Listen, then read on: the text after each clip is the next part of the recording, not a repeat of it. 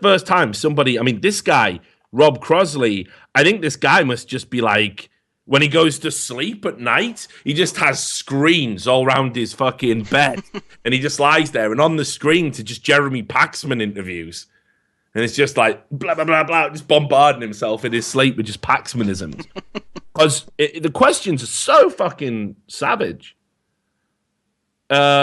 Like he starts off with, you know, a broad question. In order for WISA to be legitimate, shouldn't it be independent from active esports teams? Ralph Reichart answers saying, I honestly don't think so. I honestly think that the balance between team players and leagues solves that problem within the organization in that it balances it out. Interestingly, I think a lot of people would ask the opposite question. How can you make a legitimate esports association without the voice of the players? It's very interesting. Have you noticed this, Sam? Consistently throughout the press offensive for WISA, what's the one thing they keep talking about? The last time was transparency, but now I'm guessing player voice, yeah. So they started out with transparency, obviously. Yeah, that didn't work. And when they were demonstrably shown to have been the opposite of transparent, that was the report in the LA Times where they said, oh, can you give us your bylaws and founding documents? And they went, nah. Haven't admit. I haven't got them. Dog ate my homework, and that was it. So now, the other thing, what started happening very rapidly after the transparency thing fell by the wayside is player voice, player voice, player voice.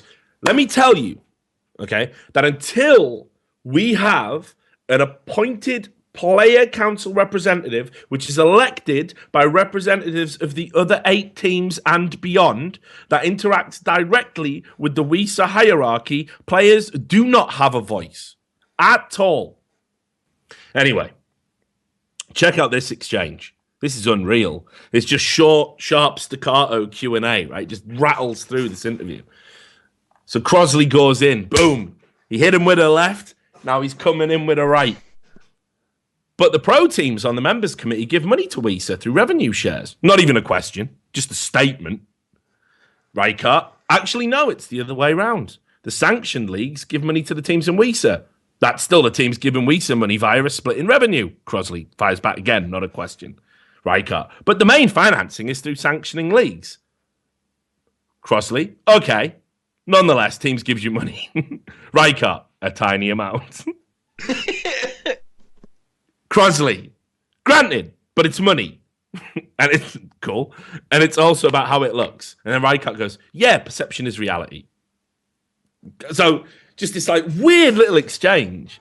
And it's like, on the one hand, I find it admirable and I find it funny. And I find this whole interview is another PR car crash for ESL. And just another example of why I honestly think at this stage, and this is no disrespect to Ralph. Ralph's obviously a self-made man in a lot of ways. He's come up and he's been in esports a long time and he's built something he can be proud of and he's been instrumental in that. But holy shit, when you're used to being the big boss, when you're used to answering to nobody, your PR game is fucking weak because you never have to think about it, do you?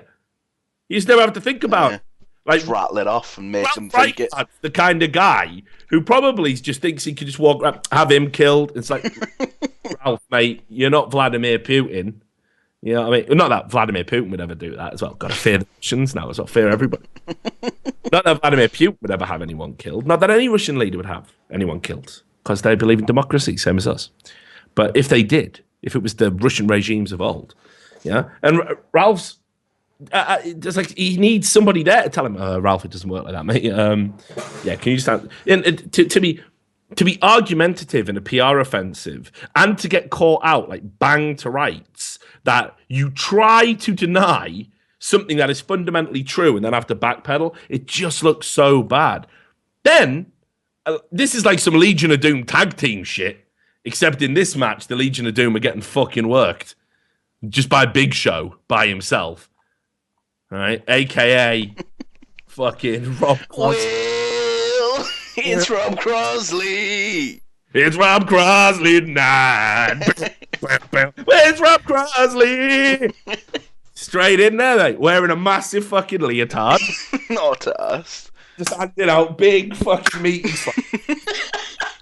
Digs. meaty slaps all round to Ralph Rijkaard and Fringwelly, aka the Legion of Doom. Right? And after the Rijkaard segment, he just goes, "So, Pietro, you're described as independent." Fringwelly, yeah. Brilliant. Wait, where's this? Just scroll down. Oh, okay, I got it. Yeah, right? Yeah. It's next to the guy from Bottom, right? With Rick Mail. Incredibly on point. Independent from the ESL, independent from the teams. Fringwelly, yep.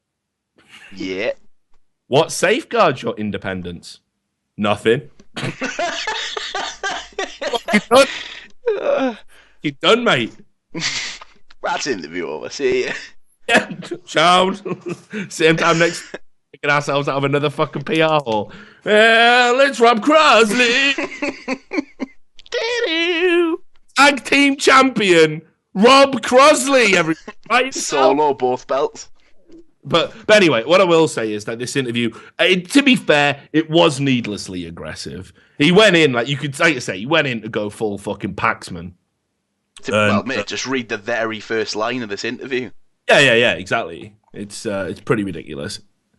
In 8 years reporting on video games, it's not irrational to say that Weezer is the most comprehensively flawed project I have covered so far. So it's right, there are a lot of flaws in it. I don't know if it's the most comprehensively flawed, but fair enough. But I just thought it was interesting because GameSpot had published something fairly complimentary, I think it's fair to say, about it initially, and then they said, "Hey, Crossley, you wanna do this interview?" And he's just fucking gone in and he just big showed both of them. The last question as well.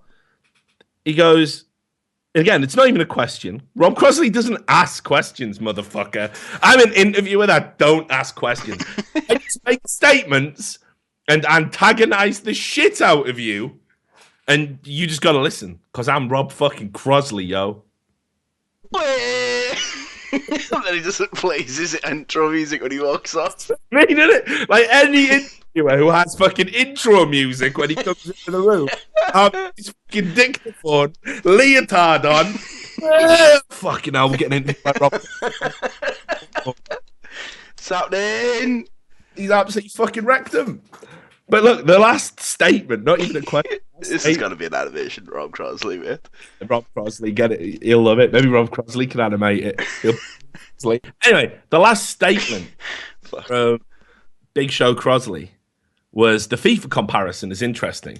And I've heard that made many times today. Just from a PR perspective, I don't know why you're doing it, because FIFA is frequently accused of being one of the most corrupt sports associations in the world.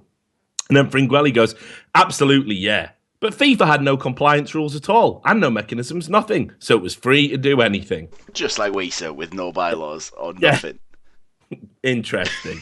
My confidence wasn't exactly warmed after watching that interview. I'd expect men of the intelligence of Ralph Rijkaard and Pietro Fringwelly to really be able to, even if they didn't have anything new to say, at least wrap the interviewer up in sort of some like linguistic trickery, trip him up with their own rhetoric. But honestly, check out that interview, guys. It's a fucking car crash, and it does nothing to put you in a good place about Weezer.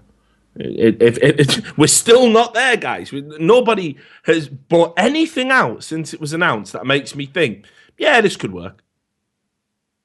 This could work.